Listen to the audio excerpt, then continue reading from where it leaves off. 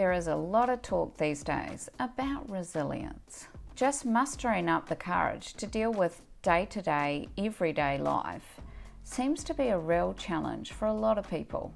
I know that I have observed a real shift in the resilience of the workforce over my long time in leadership. The emphasis is really on managing well-being, which is a significant shift from where it was a decade ago.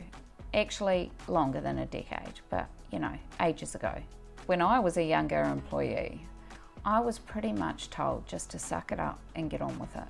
I would not have brought my personal life into my work life, and there was quite a stigma around mental health. In fact, it wasn't even talked about in the workplace. I suspect, however, this did build my resilience somewhat.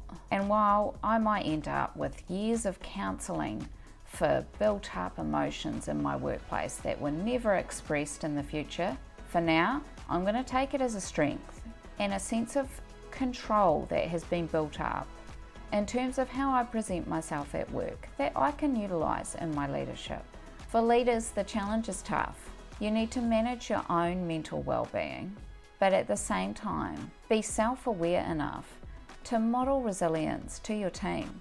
This means not just handling the pressure, but staying calm, confident, and in control, no matter what situation is thrown at you.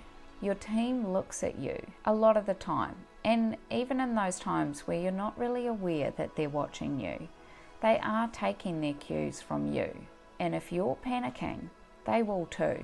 When the pressure is at the greatest, the team needs to see a leader who's relaxed, in control, confident, and capable of leading them through any crisis. Most leaders who rise up through the ranks of senior leadership have an element of resilience built in. Many will get so far with faking this sense of resilience and managing their emotions enough to project a sense of calm, but not truly master actually being calm. You can probably pick these leaders.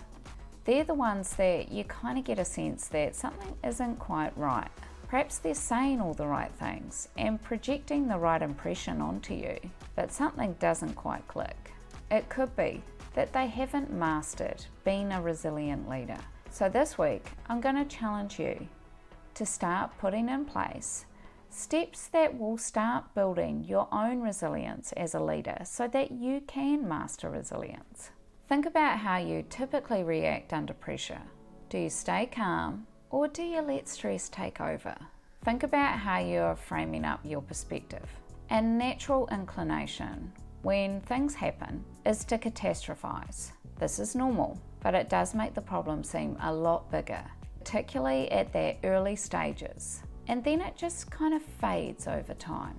You know those times where you're facing what seems to be the biggest crisis ever, and it's all really enormous, and then a week later there's something else completely different and that crisis is completely forgotten. This is disconnection over time, and it's quite powerful. If you can bring this disconnection from the emotion in the immediate time of the crisis, you can jump straight into a calm state without waiting for a whole week. So, when faced with a stressful situation this week, ask yourself, how big of a deal is this really? Will this still matter in a week or a month? What's the worst that can actually happen? Most of the time, the crisis is not as big as we've made it in our mind. The second tip that will help you build your resilience as a leader is to not be too attached to your job. One of the biggest stresses in leadership is the fear of losing your job, or the fear of looking bad enough that you're going to miss out on future steps in your career, in your role. What if you could just remove this from your mindset? What if you could just focus on the issue at hand rather than potential impacts? What if you weren't overly concerned about losing your job? Early in my career, I managed to create a sense of detachment from my job by applying a mindset around, if it's meant to be, it'll work out. I also apply this when I'm seeking out new opportunities. I put my best foot forward and kind of leave it as, well, if it's meant to fit into place, it will. As long as I know that I am putting my best foot forward, doing what I need to be doing, then the right opportunity will come along when it's meant to. It means I'm not overly attached to my job at any given time. Don't get me wrong, I always do my best and I enjoy my job, but I also have a sense of detachment from the job security itself. It may have partly been because the amount of work that I did in change management and restructures, which helped me apply a bit of a mindset around that we are all replaceable, that nothing is guaranteed, and you never kind of know what could happen in the future. It helped me build that mindset that also could see that a lot of opportunities are also created out of those situations that would never have been present before. It could be that a restructure creates different jobs. It could be that it makes you really reassess what you're doing with your life and you end up on a new career path that is much better for you.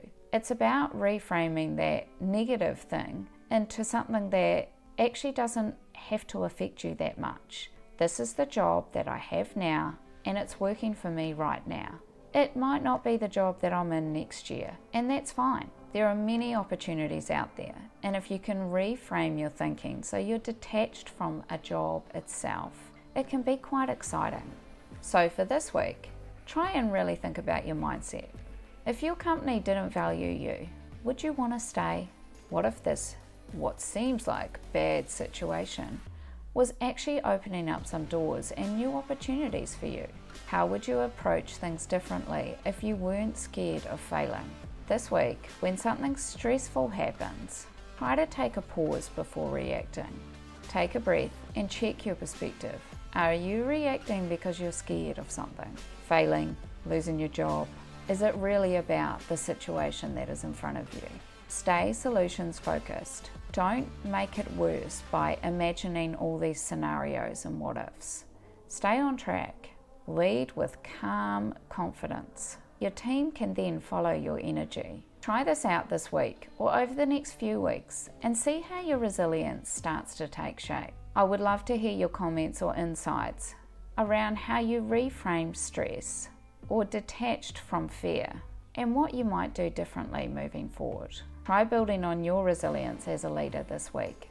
And thanks very much for watching.